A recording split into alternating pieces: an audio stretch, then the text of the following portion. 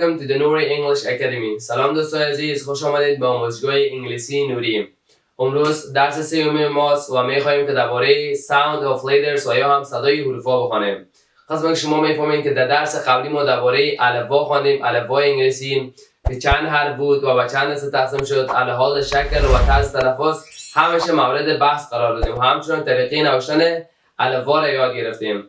و کسایی که ویدیو قبلی ندیدن باید ویدیو قبلی را سعی کنن تماشا کنن بعد دقیق درس ببینن، چون که ویدیوها درس ها زنجیری است تا که یک درس یاد نگیرن درس دومی را به خوبی یاد گرفتن نمیتونن. و امروز میخوانیم درباره sound of letters. sound به معنی صدا، of یک حروف اضافه است، ان شاء الله به درس‌های بعدی میخوانیم. اما letters به معنی حرف ها یعنی جمع حرف. sound of letters صدای حرف ها یعنی صدای الفبای یا الفبای زبان انگلیسی را از 26 حرف که بود، از حرف اولش از A تا Z همش امروز مورد بحث قرار میدیم که کدام حرف صدای چی را میده. حرف اول ما قسمه که میفهمیم حرف A است که A بزرگ و A کوچک.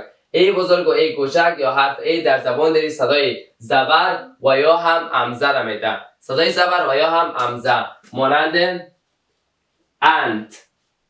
اینجا میبینید که زبر تلفظ میکنیم ant هم به معنی مرچه زبر تلفظ میکنیم. و حرف دومی ما حرف B است که B بزرگ و B کوچک. در زبان دری با حرف B هم صداست. اگر در زبان دری B داریم اما در زبان انگلیسی B داریم. حرف B صدای B را میده مانند میگیم book و یا هم box. اینجا میبینید که در اول کلمات آمده صدای B را افاده کردم. اینجا همچنین میبینید که در اول کلمات آمده صدای B را افاده کردم. book به معنی کتاب، باکس به معنی بکس و یا هم جعبه میگیم.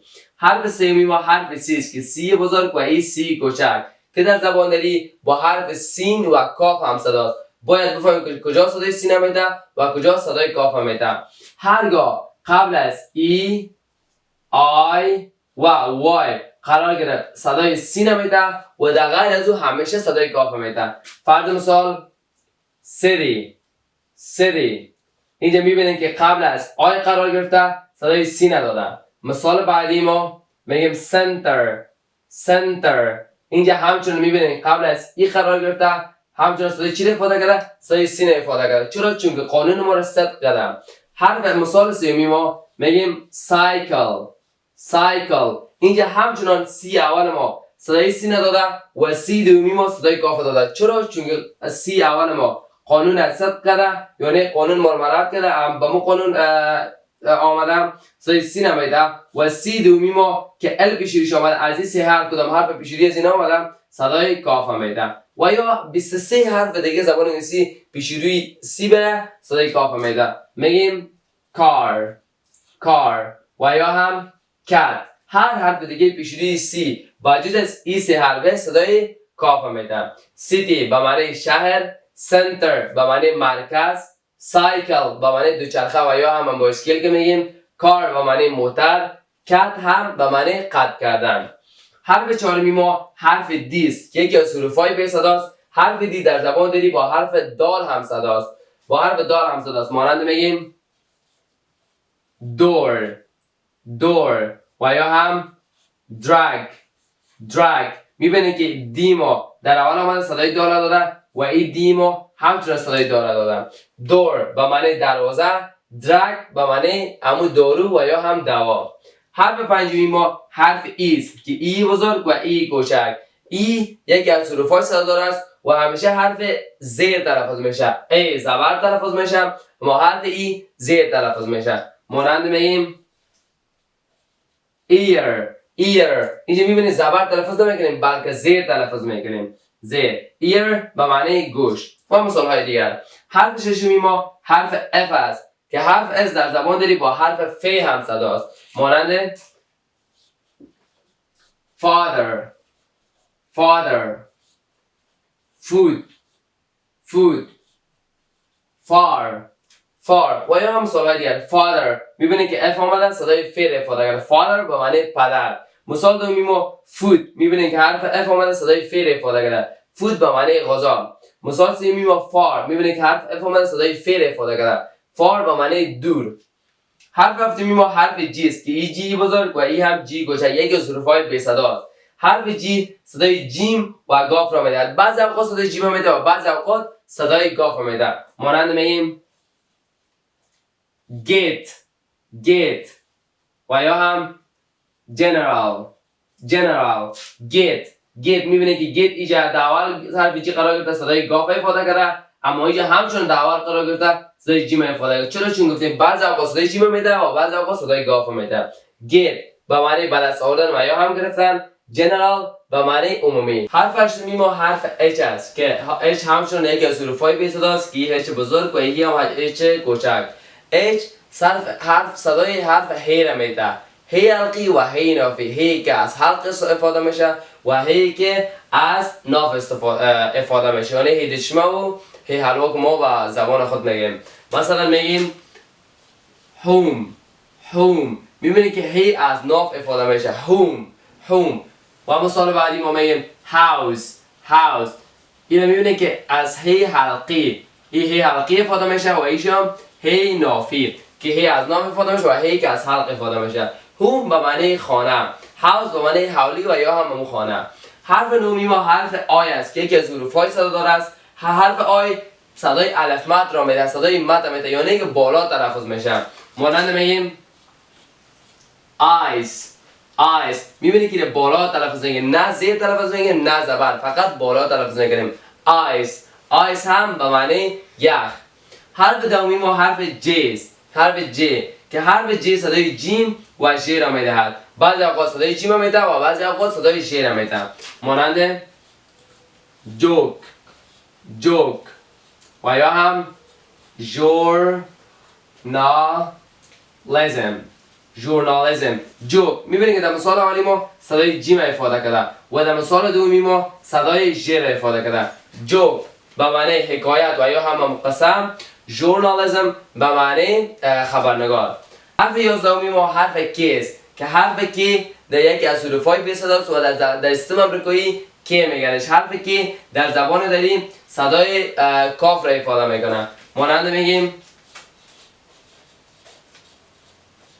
کریم اگر نوشته کنیم با حرف کاف نوشته میکنیم. چرا؟ چون که صدای اگر در زبان فارسی نوشته کنیم با همراه حرف کاف نوشته میکنیم، اما در زبان انگلیسی با حرف ک نوشته میکنیم. چرا؟ چون که صدای حرف ک صدای کاف را در زبان انگلیسی افاده میکنه. و یا هم میگیم کیک میبینید که در اول هم ک داریم و در آخر همچنان ک داریم، کردوش صدای کاف افاده میکنه. کریم به معنی کریم اسم است، کیک به معنی توپ زدن. حرف 12 ما حرف ال است که حرف ال در زبان دری با حرف لام هم صداست. مانند میگیم like و یا هم lie. میبینید که اینجا حرف ال داریم، اینجا همچنان حرف ال داریم، هر صدای لام افاده کرده. like به معنی خوش داشتن، lie همچنان به معنی دروغ گفتن. حرف 13 ما حرف ام است که یکی از حروف‌های به صداست، ام بزرگ و ام کوچک. حرف ام در زبان دری با حرف میم هم صداست. مانند میگیم مام و یا هم make. میبینید که اینجا در اول کلمات آمده، اینجا در آخر کلمات، هر دویش حرف میم افاده کرده. اما اینجا همچنان میبینید که در اول کلمات آمده صدای میم افاده کرده. مام به معنی مادر، make همچنان به معنی ساختن. حرف 14 ما حرف n است که ای هم همچنان یکی از حروف‌های به صداست. n در زبان دری صدای نون افاده میکنم. مانند میگیم برش need و یا هم برش میگیم نون. need به معنی نیاز داشتن، نون همچنان به معنی چاشت و یا هم ظاهر. حرف 15 ما حرف اوز که یکی از حروف‌های صدادار است. حرف او صدای الف پیش او، یعنی هم صدای پیش هم میده. مانند میگیم orange. اینجا میبینید که پیش تلفظ میشه، میگیم orange همچنان به معنی نارنج. حرف 16 ما حرف پی است که همچنان یکی از حروف‌های به صداست. حرف پی در زبان دری نه بلکه در زبان پشتو ما پی داریم اما در زبان دری نداریم. حرف پی صدای پی را میده و مانند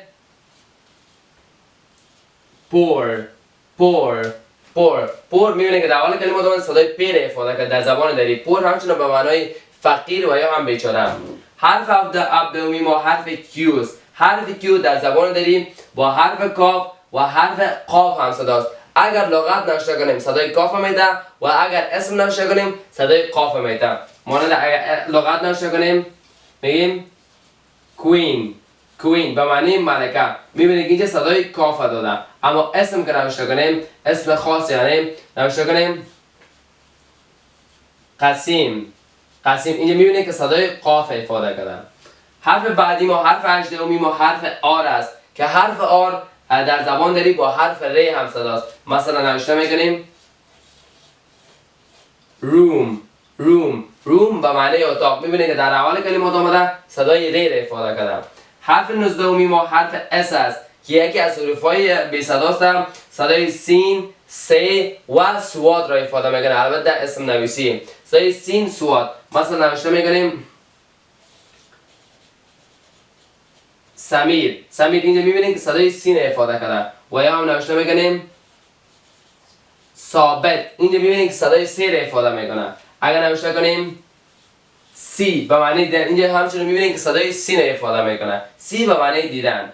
حرف 20 ما حرف تی است که حرف تی در زبان داری صدای تی و توی را افاده میکنه. مانند میگیم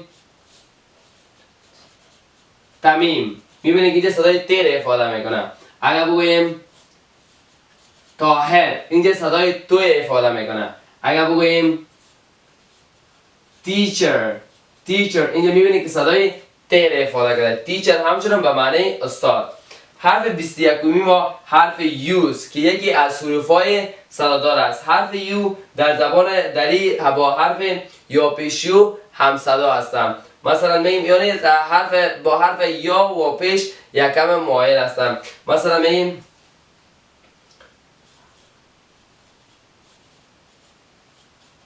umbrella، umbrella، umbrella، این میبینید که بسیار خفیفی تلفظ میشه. صدای یا همراه پیش میده. umbrella، umbrella بسیار خفیف تلفظ میشه و همچنین صدای یا پیش رو بسیار کم افاده میکنه. umbrella به معنی چتری. حرف بعدی ما حرف 22 که حرف وی است که یک از حروف‌های بی صدا است. ما وی نوشته کردیم اما وی تلفظ میشه. دندان ما رو در لب پای میخوره. وی مانند میگیم ووتر، ووتر، ووتر نمیگیم ووتر. و یا هم vacation، vacation، vacation. ووتر به معنی رای دهنده، کسی که رای میده. vacation همچنان به معنی رخصتی. vacation و vacation نمیگیم. کوشش کنید که وی تلفظ کنیم. حرف 23 ما حرف W است که یکی از حروف‌های نیمه صدا بود. حرف W در زبان داری با حرف واو هم صداست. مثلا میگیم Y، Y و یا هم worry، worry. why به معنی چرا، worry به معنی تشویش کردن یا نگران بودن. میبینید که در اول کلمات W تلف آمده قرار گرفته و صدای واو افاده کردن.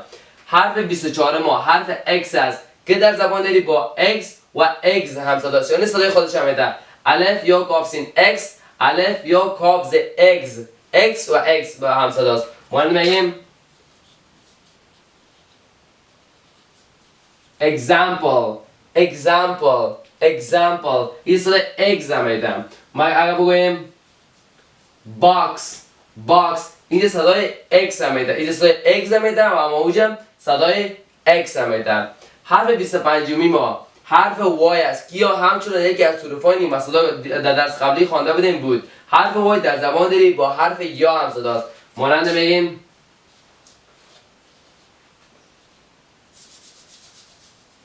حرف 25 ما یه حرف Y است که یکی از حروف‌های نیمه صداست. در درس قبلی خوانده بودیم حرف Y در زبان داری با حرف یا هم صداست. مانند میگیم ear، ear و یا هم you، you. میبینید که صدای یا را افاده میکنه. در هر دو جای صدای یا را افاده میکنه. ear به معنی سال، you به معنی شما.